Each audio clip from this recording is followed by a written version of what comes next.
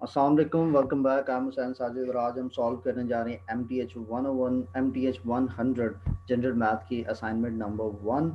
और स्टार्ट करते हैं। उससे पहले आपको बताता चलूँ, अगर आपको कोई भी क्वेश्चन हो तो आप मुझे इंस्टाग्राम पे फॉलो कर सकते हैं, फेसबुक पे फॉलो कर सकते हैं। किसी भी किस्म की क्यूरी के लिए ये मेरा फेसबुक पेज है, यहाँ पर आप मुझे कॉन्टेक्ट कर सकते हैं या मुझे इंस्टाग्राम पे भी फॉलो कर सकते हैं। इसके अलावा ये मेरा यूट्यूब चैनल है, यहाँ पर आप जाके हुसैन साजिद सर्च करें यूट्यूब पे तो आपके पास ये सामने आ जाएगा और आपके पास ये मुख्तलिफ प्ले लिस्ट नज़र आ रही हैं जो कि मैंने डिफरेंट सब्जेक्ट से रिलेटेड क्रिएट की हुई हैं। तो आपसे रेलिवेंट अगर कोई भी सब्जेक्ट है तो आप ज़रूर सुनिएगा, इंशाल्लाह आपको बड़े अच्छे से समझ आएगी। स्टार्ट करते हैं। तो ये हमारी असाइनमेंट नंबर 1 है।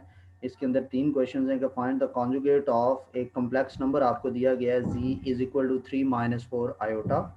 इसका आपने कॉन्जुगेट निकालना है।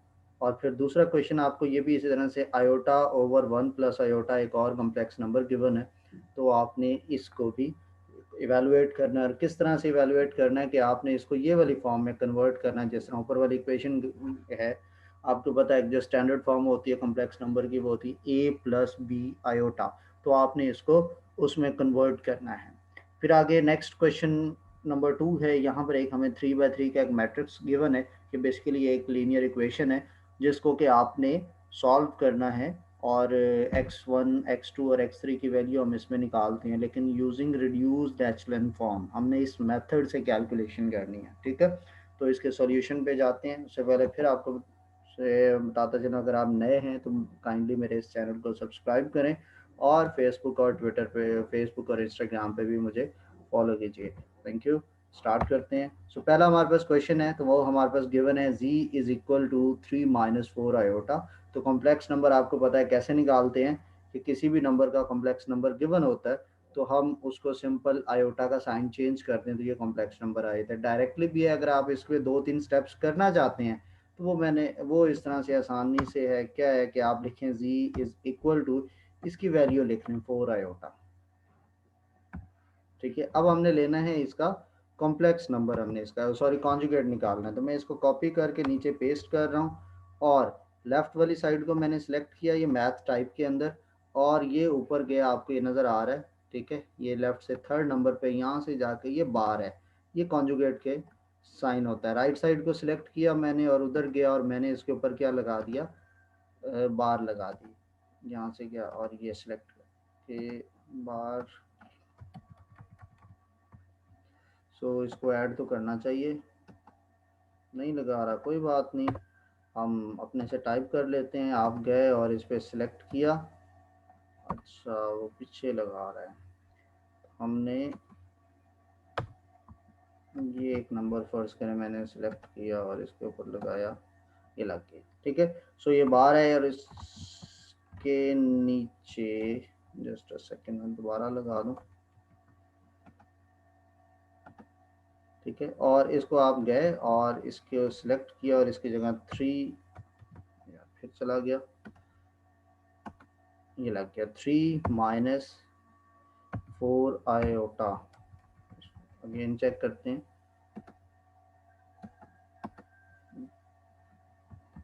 तो बहरहाल ये यहाँ से हमारे पास इसी तरह से हमारे पास जिस तरह से हमने ये जी के नीचे लगाया कॉन्जुगेट बार, इसी तरह से हमारे पास ये आ जाती है। ठीक है, और इस तरह से हमने ये इसका जस्ट सिंबल ऊपर वो लाइन लगाते हैं, लेकिन उसको वो करता क्या है कि सिर्फ आयोटा का साइन चेंज कर देता है। कॉन्जुगेट कहीं पर भी आता है 3 - 4 आयोटा है तो इसको आप कर देंगे 3 + 4 आयोटा। किसी चीज़ में कोई चेंजिंग नहीं होती, बस आयोटा का साइन चेंज होता है। फिर हमारे पास ये दूसरा क्वेश्चन है कि आई 1 + आयोटा है, आयोटा ओवर 1 + आयोटा है। तो ये हमारे पास क्वेश्चन है, तो हमने क्या किया, इसको रैशनलाइज किया। रैशनलाइज कैसे आप करते हैं, जो डिनोमिनेटर होता है उसका साइन आप चेंज करके मल्टीप्लाई और डिवाइड करवा देते। 1 + आयोटा था तो आपने 1 - आयोटा ओवर 1 - आयोटा मल्टीप्लाई और डिवाइड करवा दिया। ऊपर वाला ऊपर मल्टीप्लाई करवाएंगे, नीचे वाली वैल्यू नीचे, यानी ऊपर वाला जो आयोटा है वो 1 - आयोटा से आप देख सकते हैं मल्टीप्लाई हुआ, और नीचे 1 + आयोटा जो है ये 1 - आयोटा से मल्टीप्लाई होगा। ऊपर आयोटा जो है ये अंदर मल्टीप्लाई होगा 1 से भी, और माइनस आयोटा से भी 1 से मल्टीप्लाई होकर आयोटा बनेगा। आयोटा आयोटा से मल्टीप्लाई होकर आयोटा स्क्वायर बनेगा। नीचे 1 + आयोटा × 1 - आयोटा है, तो इसका मतलब क्या होता है कि a + b × a - b = a - a² - b²। तो 1 का स्क्वायर माइनस आयोटा का स्क्वायर, तो 1 का स्क्वायर 1 होता है, इसलिए हमने लिखा 1 - आयोटा स्क्वायर।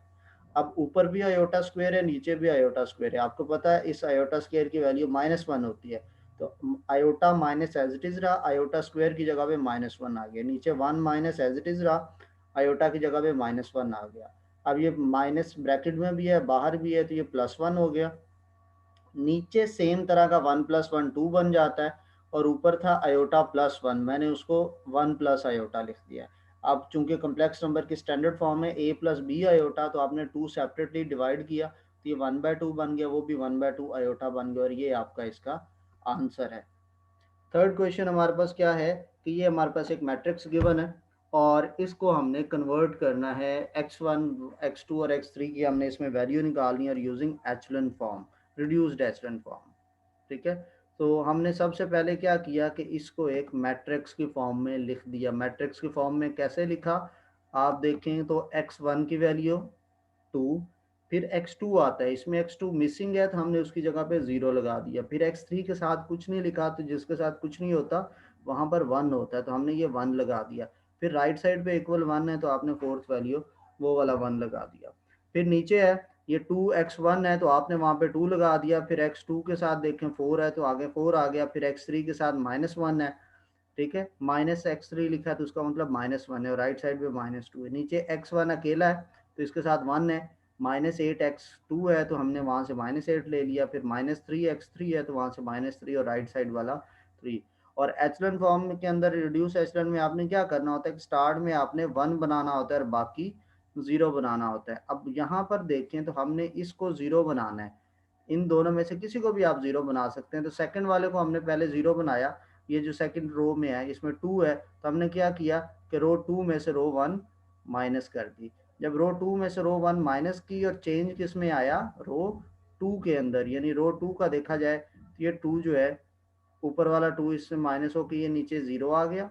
ठीक है, फिर ये 4 -0 होके 4 ही रहा, -1 है, और ऊपर वाला 1 इसमें से माइनस हुआ, तो ये -2 बन गया, और फिर ये -2 ऊपर वाले 1 से माइनस होके -3 बन गया। यानी आपने रो 2 में से रो 3 निकाली। अगर आपको समझ नहीं आ रहा तो मैं इसको थोड़ा सा फर्दर क्लैरिफाई कर देता हूँ यहाँ पर। अभी पहले हम इसको वैसे लिखते हैं, ये आपके पास इस तरह से है, और नीचे ये इस तरह से है। ठीक है, हमने किया क्या है कि हमने रो 2 में से रो 1 माइनस की है, तो यानी ये वाला जो है इसके ऊपर वाला इसमें से माइनस होगा। ठीक है, इसको थोड़ा आगे ले जाएं, और इसमें से इसके ऊपर वाला माइनस होगा नंबर, इसको और आगे ले जाएं, और इसमें से ऊपर वाला माइनस होगा। ठीक है, और इसी तरह से इसमें से इसके ऊपर वाला माइनस होगा। ठीक है, तो ये क्या बना, 2 - 2 0, आप ये सेकंड रो में देख सकते हैं, ये 0 है। फिर उसके बाद 4 - 0 4, 1 - 1 -1 -1 ये -2 बना, और -2 -1 -3 बना। सो इस तरह से ये 0 बन गया। अब हमने ऊपर 1 बनाना है, तो उसके लिए क्या है कि रो 1 में जो भी ये रो 1 है, इसको आप किससे मल्टीप्लाई करवा दो, 1/2 से, तो ये सारे को 2 पे डिवाइड कर देंगे, तो पीछे क्या बचेगा, ये 1 बन जाएगा। 0/2 0, 1/2 1/2 बन गया, और ये भी 1/2 बन गया। अब ये 1 0 आपके पास ये 1 बन गया, इसके नीचे हमने 0 0 बनाना है। एचलन फॉर्म हमें ये कहती है, तो उसके लिए सिंपल सा हल क्या हमने किया कि रो 3 में से रो 1 माइनस कर दी। ठीक है, अभी इस वाले को हम दोबारा लिख लेते हैं ताकि आपको ये समझ, पहले आप ये देख लें, ये रो 1 है, और फिर ये नीचे ये रो 3 है, इसमें -8 है। ठीक है, फिर ऊपर आगे 1/2 है, और फिर 1/2 है, ये रो 1 है, और नीचे आपके पास रो 3 के अंदर -8 के बाद -3 है, और फिर आपके पास 2 है। तो आपने नीचे वाले में से ऊपर वाली वैल्यू माइनस की है, तो जब नीचे वाले में से ऊपर वाली की है, तो ये जो पहला 1/1 है, 1 और 1 है, ये 1 - 1 होके ये वाला 0 बन गया। फिर ये -8 में से ऊपर वाला 0 माइनस हुआ, तो -8 ही रहा। फिर यहाँ पे 3 है, ये देखें, और इसके ऊपर 1/2 है, 3 में से 1/2 माइनस करेंगे, एलसीएम लेने के बाद वो आएगा -7/2, और फिर इस तरह से ये 2 है, इसमें से 1/2 माइनस करेंगे तो आंसर आएगा 3/2। सो इस तरह से हमारे पास पहला स्टेप पूरा हो गया कि 1 के नीचे 0 बनने।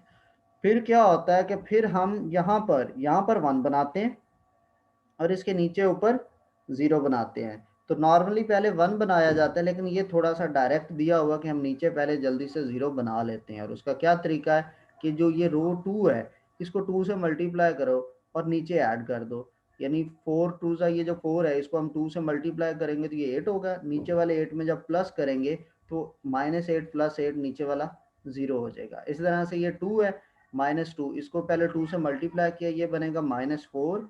इस -4 के नीचे वाले -7/2 में ऐड करेंगे और एलसीएम लेने के बाद वो आ जाएगा -15/2। आई होप आपको एलसीएम लेना आता है, नहीं आता तो आप फेसबुक पर मेरे से पूछ सकते हैं। फिर आगे है -3, ये भी चूंकि रो 2 में है तो इसको भी -2 से मल्टीप्लाई करेंगे, +2 से मल्टीप्लाई करेंगे, ये आएगा -6। उस -6 को प्लस करेंगे 3/2 में तो आंसर आएगा 9/2। ठीक है। अब ये नीचे 0 बन गया, बस ये मिडल वाला हमें यहाँ पे चाहिए 1। इसको 1 कैसे बनाएंगे, पूरी रो को 1/4 से मल्टीप्लाई कर देंगे, यानी इसको 4 पे डिवाइड करेंगे। जब आप उसको 4 पे डिवाइड करेंगे तो आप ये देख सकते हैं हमारे पास क्या बनता है। ये था 0, 0/4 0 रहा, 4/4 1 बन गया, ये देखिए यहाँ पे 1 आ गया। फिर यहाँ पे -2, -2 को जब 4 पे डिवाइड किया तो वो क्या बन गया आपके पास 1/2।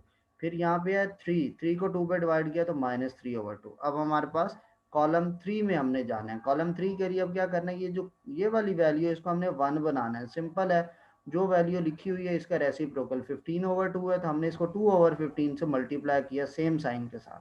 जब सेम साइन के साथ मल्टीप्लाई हुआ तो ये बनेगा 1। जब रो में चूंकि हमने मल्टीप्लाई किया ना, हमने कहा रो 3 को, तो आगे ये 9/2 था, इसको भी 2/15 से मल्टीप्लाई करेंगे तो दोनों माइनस के हैं तो एक तो आंसर प्लस का हो जाएगा। ये बनेगा 9 2 18 और नीचे 15 2 30, 18/30 है। तो यहाँ पर ये कटिंग होती है इनकी 6 के साथ, 6 3 18 और 5 6 30। और फिर हमने करना है कि 1 के ऊपर 0 बनाना है। तो सिंपल सी बात है, ये प्लस का है ना, तो हमने इसको 1/2 से माइनस कर देंगे। ये 1/2 कब -0 बनेगा, जब इसमें से 1/2 माइनस होगा। तो हमने रो 3 को मल्टीप्लाई किया 1/2 से, रो 3 को जब 1/2 से मल्टीप्लाई करेंगे तो ये 1/2 आएगा। फिर इसको सब्ट्रैक्ट करेंगे फ्रॉम रो 1, जब यहाँ से हम माइनस करेंगे तो ये बन जाएगा ऊपर 0। इसी तरह से ये 3/5 है, इसको भी 1/2 से आप मल्टीप्लाई करेंगे और ऊपर वाले 1/2 में से माइनस करेंगे तो ये बन जाएगा 1/5। इस तरह से आपके रो 1 के अंदर आपका भी ऊपर 0 बन गया। अब ये मिडल वाला 1/2 खत्म करना है, इसमें भी सेम प्रोसेस करेंगे, लेकिन उसमें माइनस किया, इसमें ऐड करेंगे। तो हमने क्या है, रो 3 को मल्टीप्लाई किया 1/2 से और रो 1 के अंदर आपने ऐड कर दिया। तो जब ऐड करेंगे तो -1/2 में +1/2 तो वो बन जाएगा 0।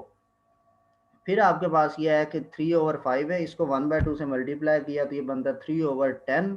उसको ऐड किया 3/2 में तो आंसर आया -9/20। और इस तरह से हमारे पास इधर 1 के ऊपर भी 0 बन गए। और जब ये वाला फॉर्मेट बन जाता है तो ये हमारे पास रिड्यूस्ड एचलन फॉर्म है कि यहाँ पे डायगनल, मेन डायगनल 1 1 1, ऊपर नीचे 0। ठीक है। उसके बाद ये जो आता है, ये फर्स्ट वैल्यू जो आती है इसको हम कहते हैं x1 का आंसर, ये x2 का और ये x3 का, और उसको आपने ये सेपरेट कर लिया। तो ये था आपका असाइनमेंट नंबर 1 मैथ MTH 101 का सॉल्यूशन। आपको इससे रिलेटेड कोई भी क्यूरी है तो आप मुझे इंस्टाग्राम पे फॉलो कर सकते हैं, आप मेरा फेसबुक पेज लाइक कर सकते हैं। ठीक है। और आप यूट्यूब चैनल के इस वीडियो के नीचे कमेंट में भी मेरे से कुछ भी पूछ सकते हैं। और आपको अगर ये असाइनमेंट की फ़ाइल चाहिए तो वो भी मैं आपको, आप मेरा ये यूट्यूब चैनल भी सब्सक्राइब करें, मेरे इस फेसबुक पेज को भी लाइक और फॉलो कीजिए, और इंस्टाग्राम पे भी मुझे फॉलो कीजिए। और फिर इंशाल्लाह मैं आपको फेसबुक के थ्रू, क्योंकि फ़ाइल सेंड इंस्टाग्राम पे नहीं होती, तो आप यहाँ पर फेसबुक के थ्रू मेरे से इस फ़ाइल का सॉल्यूशन भी ले सकते हैं। आई होप आपको सब कुछ समझ आ गया होगा। तब तक के लिए अल्लाह हाफ़िज़, इंशाल्लाह अगली वीडियो में मुलाकात होती है।